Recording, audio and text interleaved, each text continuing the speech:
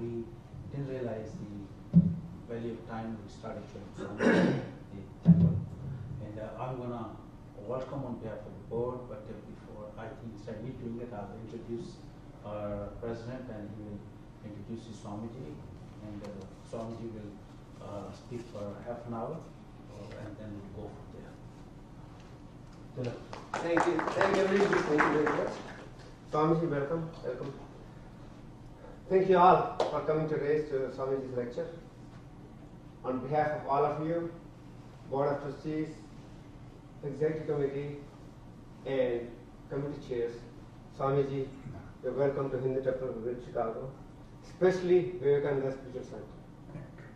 Swamiji was appointed by Vedanta to head Vedanta Society of Homerland.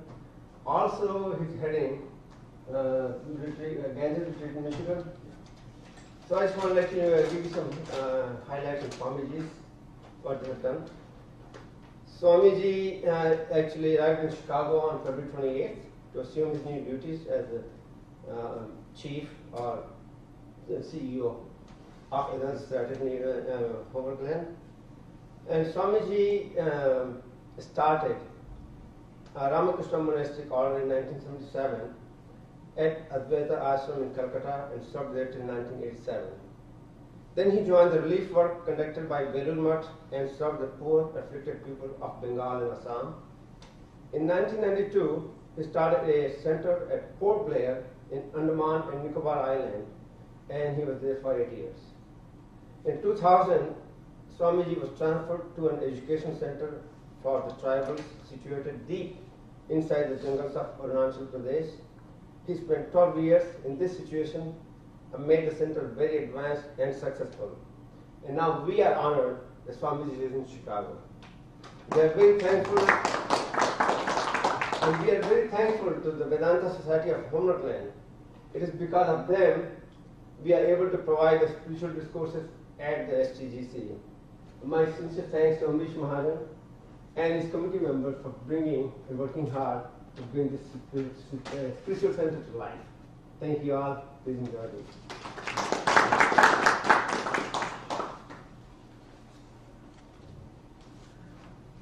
Yam Brahma Varunendra Rudra Maruta Stunnanti Dibhyaistavai Vedai Sangha Padakramopanishadai Gayanti Yam Samagaha Dhyanavastita Tadgatena Manasa Pashyanti Yam Yogino Yasyantam Navidu Sura Suragana Devaya Tasmai Namaha. In the Sanatana Dharma pantheon, there is a Brahma, Vishnu, Varuna, Indra, Rudra, Maruta, all their gods. And all these gods, they praise us. In a celestial words, they will praise him. And the Vedic singers, they will sing Anga, Padakrama, Upanishada in different places and different way about that same celestial person. And the yogis, they will be meditating within their heart, and there they will visualize that one whom we call in ordinary language God, and even the devas, the celestial beings, and the asuras and others, they cannot fathom him, who actually he is. The all-pervading consciousness that has been given the name as Brahman. So I bow down to that Brahman, all-pervading consciousness.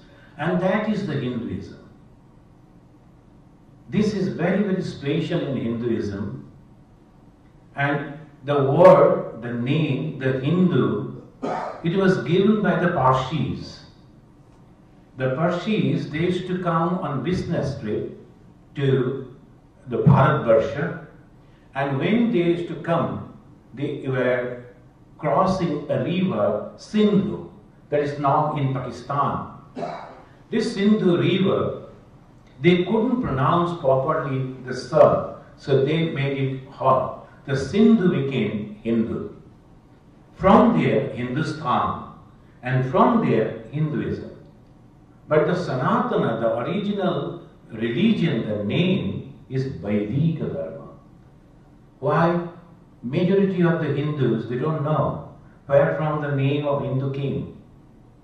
And majority they do not understand the actual, our spiritual book on which the whole edifice of Hinduism stands. That is Veda. Veda means jnana, knowledge. So now if we ask, who created Hinduism? Majority of the Hindus won't be able to tell. The Christianity from Jesus Christ, Islam from Hazrat Muhammad, Buddhism from Lord Buddha, and Hinduism from Rama? No. He was born in a Hindu family. Krishna? No. His parents were already Hindu. Then who created Hinduism? That Hindus don't know. They don't know. The Sanatana Dharma, Vedika Dharma, Hindu Dharma, they're all one, but who created? That is a unique thing that we can never understand. A long back, in Andhra Pradesh, a state of India, there are people, particularly the medical people, they were doing some immoral things like taking away the parts of the body from the very poor, illiterate people who used to come to the doctors.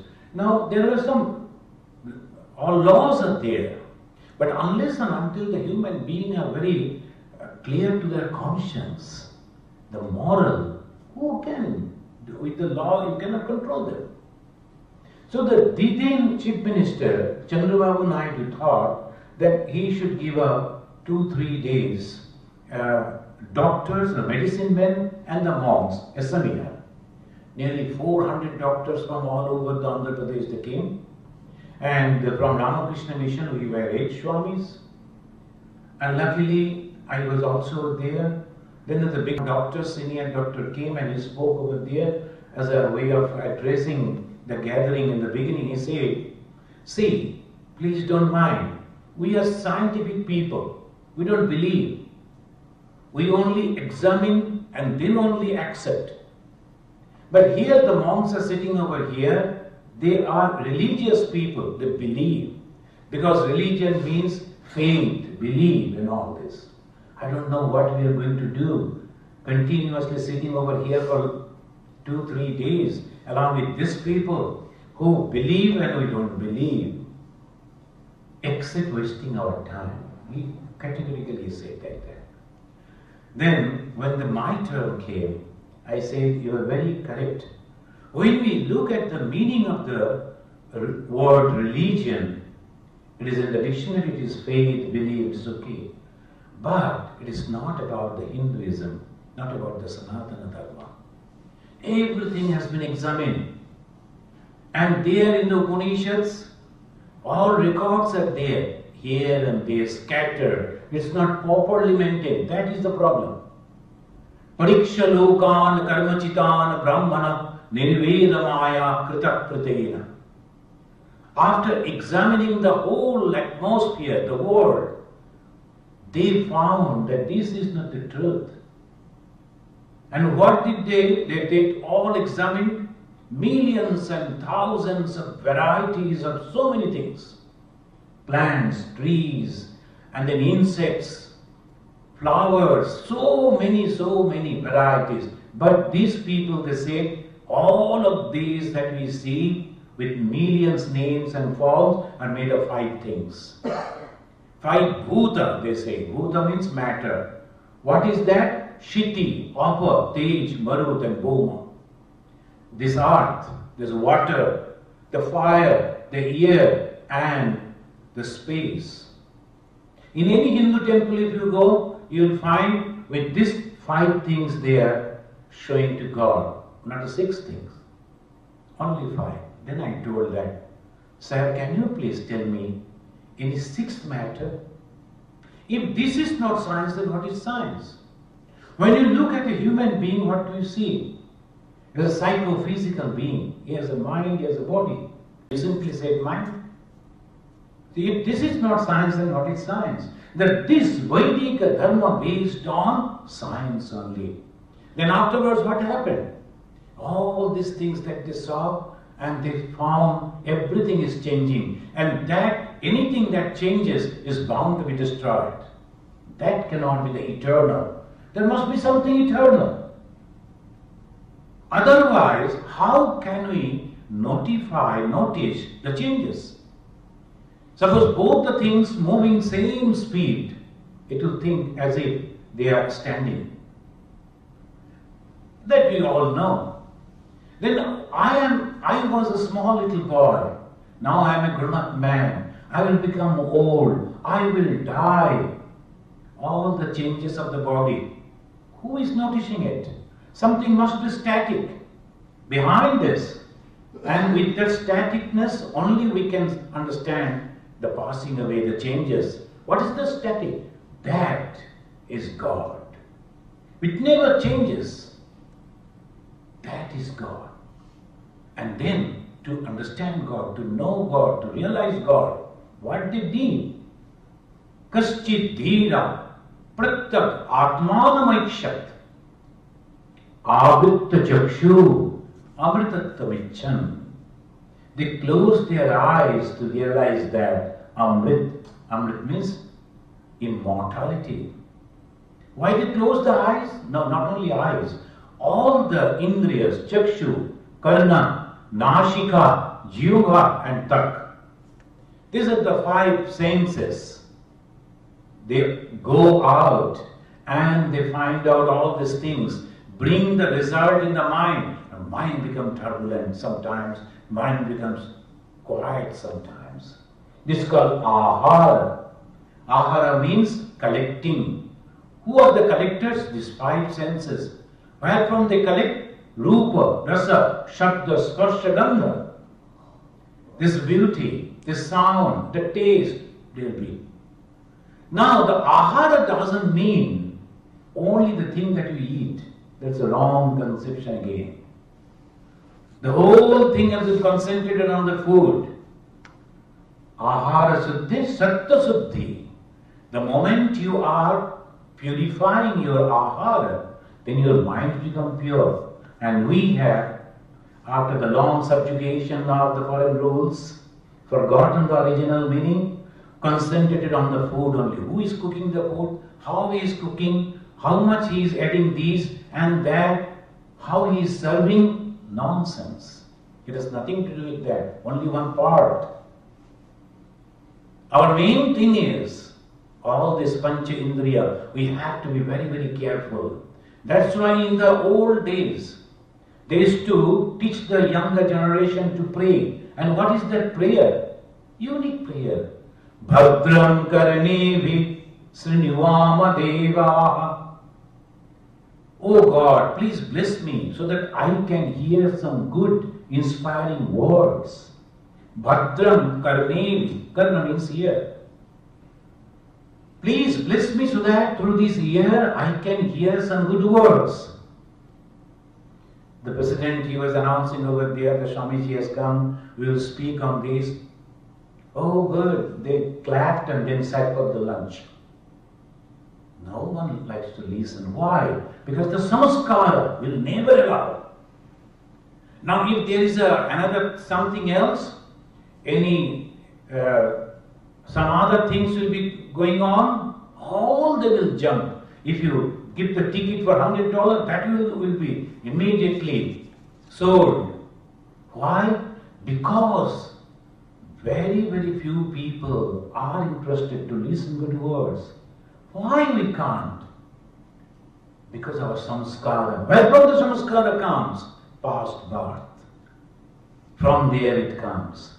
Only a very, very handful, they are getting interested to listen to the good words.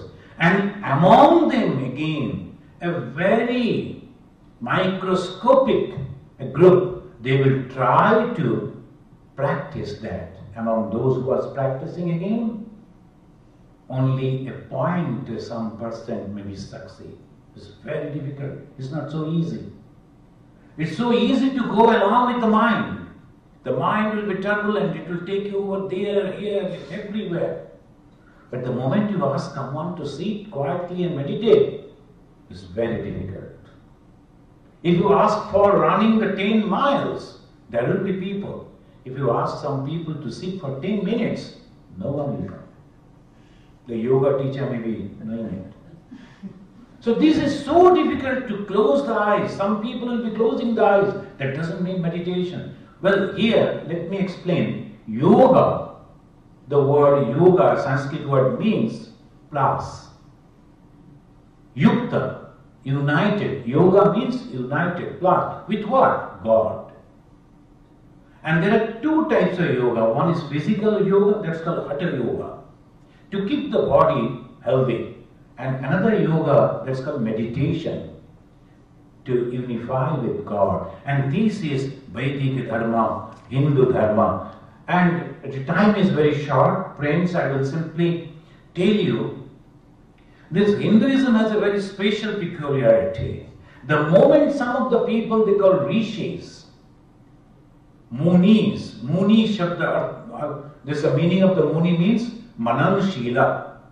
They think, that nowadays that the word is think tank. That the president advises to the prime minister, the think tank, what do? They'll be only researching about some places. Middle East think tank, then the southern portion think tank, like this. These people are completely concentrating on that part of the thing so that they can advise the administrator. Here, our munis, the think tank we can say, what did they do? They realized this truth and they understood the joy, the peace only after realization, otherwise nothing. See, human being knows everything.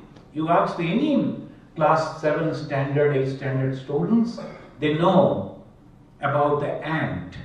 When the ant will come out, when the ant will eat, when the ant will go down, when the ant will sleep, almost all of them they are reading. About the elephant they know, dinosaurs they know everything, even up to the moon they know. But only man do not know up to himself. About himself he doesn't know. One man, every office time, the lunch time, he will sit with his friends to eat the lunch. He will open the tiffin box and he will go today also the same potato curry.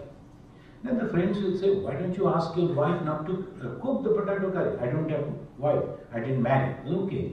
Then your mother, my mother died long back. So, okay. Then whoever is cooking, ask him or her not to cook the potato curry. Every day you are grudging, because I cook for myself and I love potato to eat, but I also love to grudge before eating. so when he will be eating, he will be going on telling, oh, this is not good, that is not good, but he will. So man is peculiar. Psychologically, we do not know what to do and what not to. Suppose you have given the pizza to somebody, then he'll go, oh, good pizza, thank you very much. Next day again you give the pizza, he won't give you thanks, but he will get. Third day if you are giving, he will throw it away. Why every day the same thing? We do not know what actually will make me satisfied. And that is nothing wrong. That is a speciality of the human being. Why speciality? Unless and until we know ourselves, we realize God ourselves, we can never become satisfied. That is and that's why they say, Atmanam Viddhi. What is Atma? Myself. And Viddhi. Vid dhatu means knowledge. Know. Atmanam Viddhi. Know thyself. And how? There are some intellectual people. They can understand very, very subtle things. Here is a young lady sitting over here. She is a nanotechnologist, something I don't know very clearly what she does, but she is very, very, maybe looking very young, but she is a renowned scientist connected with the university. Now, they can understand everything so clearly. But there are people like me also. We don't understand what is this and what is that. So, the rishis, what they did, to make all people understand about the God, they brought down that idea. God is all pervading, everywhere. Now, all people will be able to understand it? No. Our Muslim brothers, they will never worship the image. Still they will go to a house they call mosque. There will be one special room, and in that room there is God or goddess, whatever inside the temple, it doesn't bother. Outside, just at the main gate, there will be a huge rock, because they will go and break the coconut. Why coconut? Something else they can do. No. Those people who are breaking the coconut with great devotion, they do not understand why they are breaking. And those people will be taking the major portion of the prasad, they also don't know. The coconut is not the thing, water. Why water? Because there is God or goddess, whatever inside the temple, it doesn't bother. Outside, just at the main gate, there will be a huge rock, because they will go and break the coconut. Why coconut? Something else they can do. No. Those people who are breaking the coconut with great devotion, they do not understand why they are breaking. And those people will be taking the major portion of the prasad, they also don't know. The coconut is not the thing, water. Why water? Because the water has no form. It's the symbol of formless. No Hindu worship any image. Do you believe? We believe in formless. In the Muslims they say, La ilaha illallah. That means only one God is there and no two. All pervading God. We too also say, Ekaham Bahushyamovi. I like to be many. So, this is the speciality of the Hinduism. God in form, God also not in. Here the Subramaniam Swami, he is having two wives by both the sides. And this God is worshipped in the southern part of India, having two wives. The same God in the eastern part of India, Kartikeya, is a bachelor, having no wives. But the Hindus are having no problem. When they go to south, they'll be bowing down to this God, and when they go to eastern part, Kartikeya, why Hindus are not quarreling? Because they know this is only symbol. If you like to see God in this form, okay, it's up to you. But what then? Then they say that you have to have four things. Dharma, Artha, Kama, Moksha. The very first thing is Dharma. What is that Dharma? Dharma means the duties and responsibilities. As a student, you have some duties. As a householder, you have duties. Then after retirement, you have some duties. And after that, Dharma, Artha, Kama and Moksha. Then Brahmacharya, Garastha, Vanaprastha, Sannyas. The unique way they met the whole society. And that's why so many moral people, they came up from that society only. And what was the morality? They used to teach, and they now also they teach. Matri Devo Bhava, the mother is your goddess. Pitri Devo Bhava, father is your god. Acharya Devo Bhava, your teacher is your god. Then say Atithi Devo Bhava, anyone coming without any appointment, he is also your God. And that is what whole Hinduism. And they are really true Hindu who can accept everything. Whoever comes, no problem. because nothing but the manifestation of God. That's why so broadness, so vastness, so Catholicity, and that is what Hinduism is. I'm so happy that I could come to this place. The day I joined over here, I think another within 1 or 2 days I came and offered my pranam to these gods and goddesses. But I belong to Vedanta society. Veda Anta. Veda means knowledge, as I was telling. What is Anta? End. Well, end, what is the end of knowledge? That you see God in every being, sentient, insentient, living or not. So that is the end of knowledge. Yomam pashyati sarvat, sarvancha mai pashyati. The God in Bhagavad Gita, the personal God is telling, one who can see me in every being, and every being within me, he is only a true devotee, otherwise not. So if we have to be truly Hindu, we have to love everyone. And that is called spirituality. What is spirituality? Nothing but love. Love everyone is having. We love only our mother, father, relatives, our friends, then our neighbors, then our locality, then maybe our nation. And that's why we become a very small. Patriotism is good, but at the same time, it is not spiritual. I am patriot, I love my country and my society, that's true. But that doesn't mean that I should hate others. That is the Hinduism. Hinduism is a vast religion. What they make? Hinduism has no conversion. They never convert Christians to Hindu. They never convert Islam to Hinduism. The moment you are born as a Hindu father's son or daughter as a child, you are a Hindu. Whether you go to temple or not, whether you read Gita or not, you are a Hindu. Because Hinduism doesn't never believe in conversion. They believe in transformation. Please remember it. It's a transformation. A person coming to the temple, a very selfish person. He'll only see that I will go and stand before the God. Let others see or not, I didn't bother. He will bring his wife, children. Hey, look, stand over here. Look at the God. Then first the deeper is coming. He will take the first touch and all these things. Like that, in coming in the temple, then he will be listening.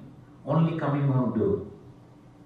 On the top floor there is God, and the below there is food. Look out. So religion is over. That one. Religion only going over there, bowing down, and then coming over here, firing the dosa and idli. You can take dosa and idli as much as you can, but look at your own mind. You have to go and stand before a mirror again and again. Not to see how beautiful you are, but to realize, am I a transformed personality? Can I love others? Can I feel for others? That is called religion. Just one thing I will conclude. This Chaitanya Mahaprabhu, you must be knowing, he was a great sannyasi. One day he was standing like this at the end of the temple, Jagannatha. He was standing like this. One lady came, and she was a sweeper lady. And she was not supposed to go inside the temple. I don't know why. It is Jagannatha, the Lord of the universe. And in his temple, you should not come, you should not enter, you should not go. Who are these people? They don't know what is the meaning of the Jagannath. The one gentleman was speaking in Hindi, addressing a gathering. And with great emotion he said, Bhaiyo and Bahino, the brothers and sisters. Then suddenly he noticed that his wife is sitting among the ladies. Then he said, Ek chhod ke, excepting one, because his wife was sitting over there. So he cannot address her the sister, so ek chhod ke. So if this is so, Jagannatha, the God of the universe, but you should not enter. This is the Hindu should have to think very deeply. There the Chaitanya Mahaprabhu was standing. This lady came. She was short. She couldn't see the God. Arati was going on. And in excitement, she climbed on the shoulder of Chaitanya Mahaprabhu. He was a very strong person. He didn't say anything. He was so glad that someone is there only to see my Lord. She is behaving like this, and that is spirituality. When the very low caste lady was eating the fruit, and that after eating a little, she was offering it to Sri Rama. Sri Rama was so happy. Why? Because she forgot that she is eating it and offering to God. It's great love she was giving. Every fruit that I offered to my God must be very sweet. And she was doing like that. That is called spirituality. Love in the beginning, love in the middle, love at the end. That is spirituality, and this is Hinduism. Thank you, friends. Thank you very much.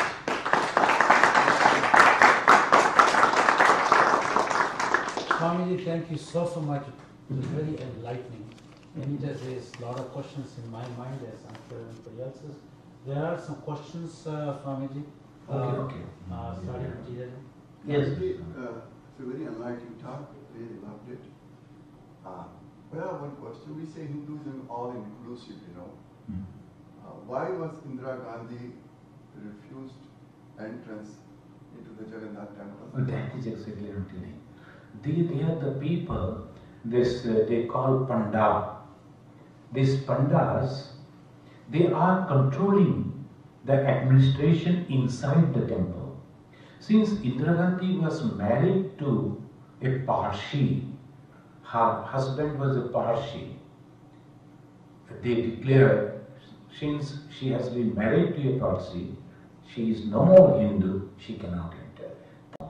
If we go, the first book of Hinduism is Rig Veda, and from the calculation, it says 7,000 years BC, this Rig Veda was composed. And it was composed by our Veda Vyasa. Composed means he collected the knowledge. So obviously the knowledge came long back. Then this person came and he thought all this knowledge is lost because it is only mouth to mouth it is coming down. That's called Shruti. Shruti means when you hear and you remember it. The Shruti. That's why he collected all the knowledge and then composed in this way, and in 4 parts: Rig, Sam, Yaju and Atharva. Like this. Yes, ma'am. Swamiji, if there is a death in the family, that is the time the relatives, they require a lot of support, spiritual, religious. And in many Hindu temples, and I think it is more common in South Indian temples, that they are not supposed to be going to the temple. The priest will not be their house. Yes. And it is practiced in our temple also. It is not in North Indian, South Indian temples. And why is that? In North India also. See, how you are a doctor, isn't it? Medical practitioner? Yes. Yeah, thank you. See, it's a good question. So how things come? Hindus were in that way very scientific.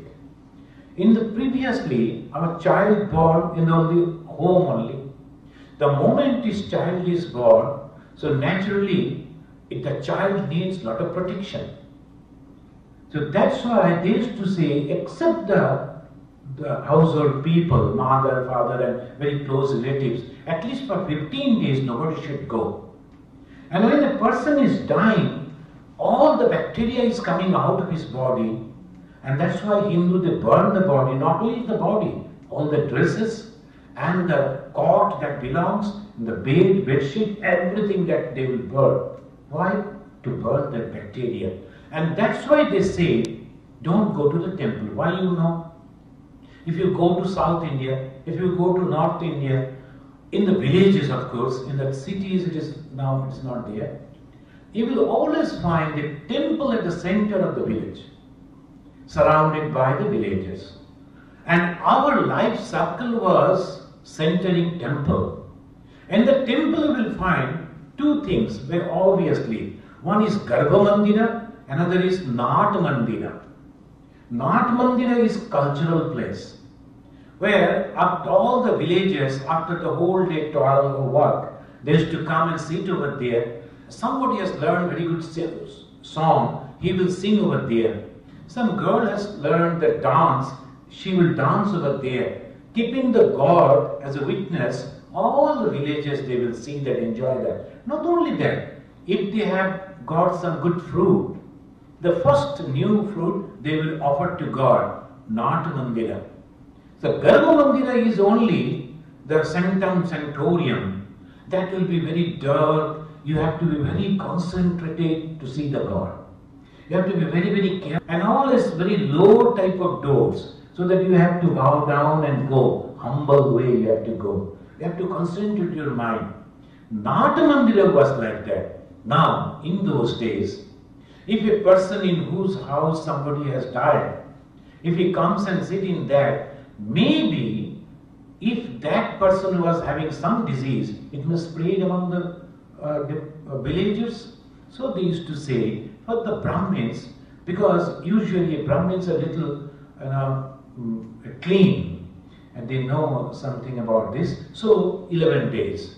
Then for others, 13 days. And for lower caste who are not maintain that type of hygiene, so 21 days. That will they keep. Nowadays it is not necessary. Because no one is dying in the home if not in accident. Mostly they go to the hospital. And childbirth also in the hospital. So it is not necessary nowadays. But as a tradition it has come like that. How the tradition comes? Without discrimination, without thinking properly. The one young lady was married. Her mother and all other relatives told her, see, you are going to the new in-laws house. Everything you should observe and then you should practice that. You forget all the things that you used to practice here. Now since you are going to the in-laws house, that is your own home. This young lady, when she was going, she found there's a black cat is bound, tied with a rope by the side of the gate, right hand side of the gate. Actually, suddenly where from a black cat came and it was making all the problem. So someone just tied the cat because the procession is coming and so many people are coming, simply tied over there just to get rid of that cat.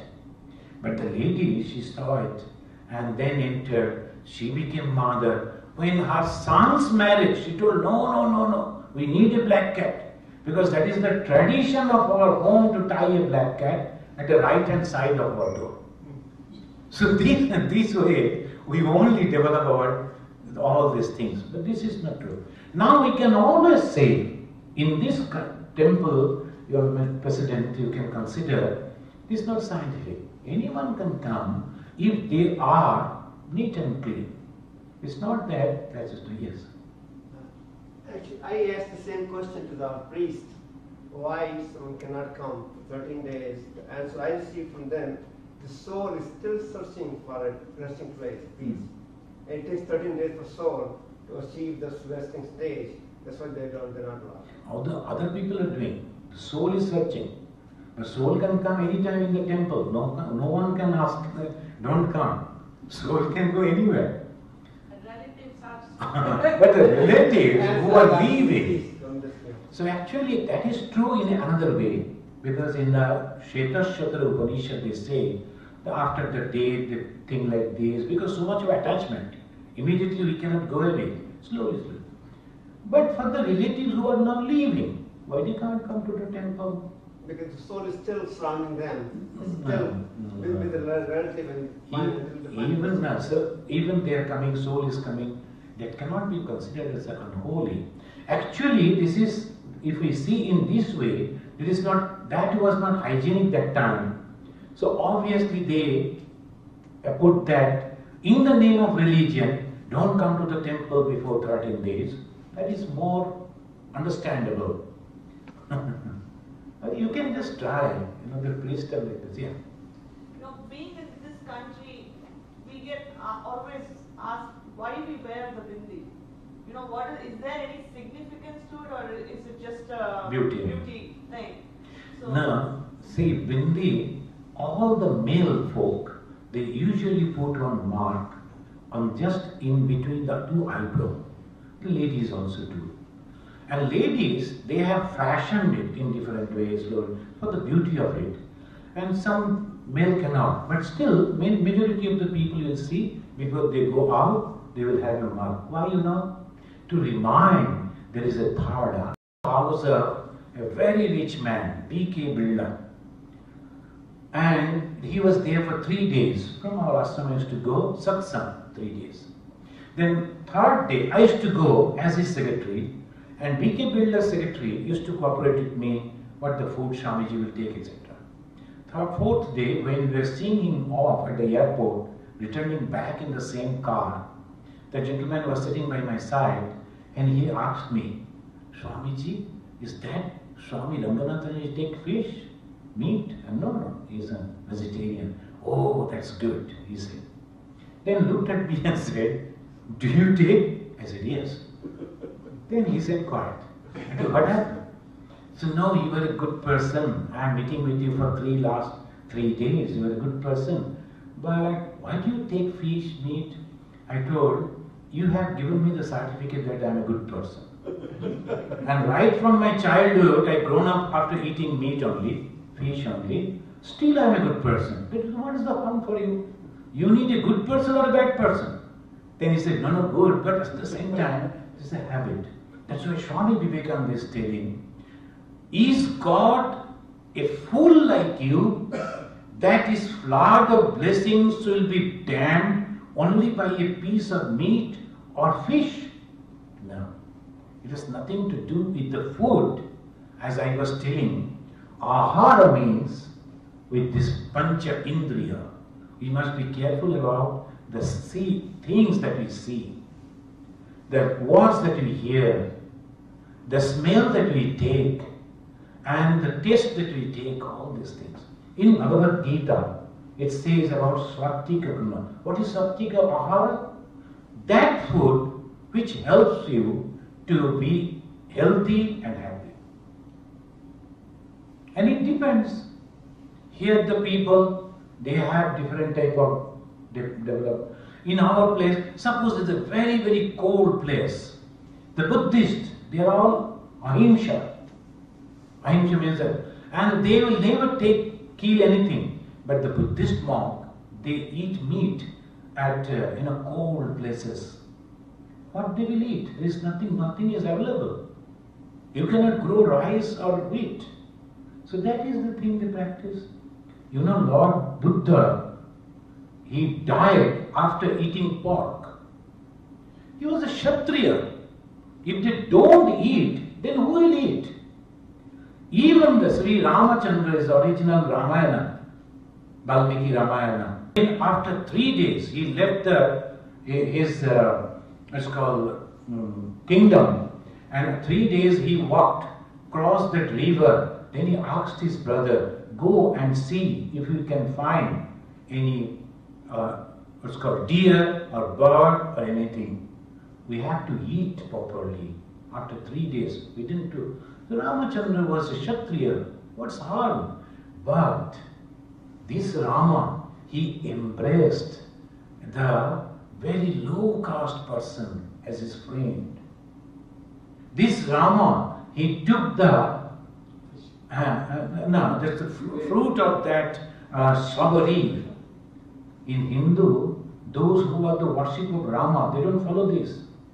Don't touch him, don't touch him. Don't touch me, don't touch me. I am superior than that. Can this be? So we have to think in a different way. It's all mind, and mind should be purified. And mind is pure when you love, and nothing else. Thank you very much.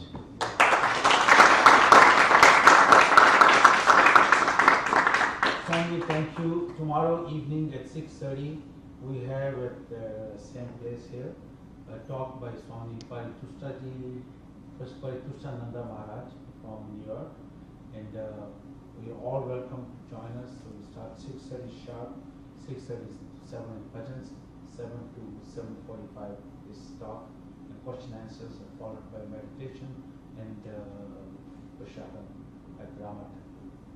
So please join us, and thank you, Swamiji. The only thing I want to make at the end comment, we as Hindus are the way we have been brought up. I can eat meat, is okay. But when I see a Swami and he's going to eat meat, that somehow doesn't make the Swami bad. It's simply, this is not how we are taught. That's the only thing. I met the Swamiji long time, 6 years ago. This is habit. Eat meat. If you live with me for an year, it will become a habit.